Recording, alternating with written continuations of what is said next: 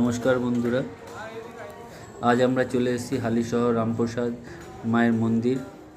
এখানে আপনারা সকাল সকাল আসতে পারেন। হালিশহর স্টেশন থেকে ডাইরেক্ট অটো টোটো 10 টাকার বিনিময়ে আপনারা মন্দিরের সামনে পৌঁছে যেতে পারেন।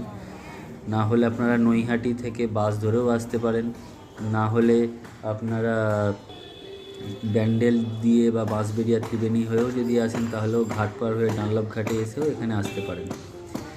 এখানে খুব মনোরম পরিবেশ, সুন্দর পরিচ্ছন্ন। বাইরেই একদম আপনারা পুজো দেওয়ার সামগ্রী, ডালা, মিষ্টির দোকান আছে। এখানে টিফিনও করে নিতে পারেন, বা মন্দিরের বাইরে দোকান আছে।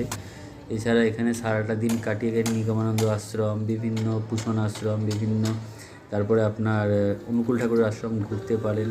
এখানে ভোগ প্রসাদও পাওয়া যায়। ভোগ প্রসাদ গ্রহণ করে আপনারা সারাটা দিন একটা বেলা কাটিয়ে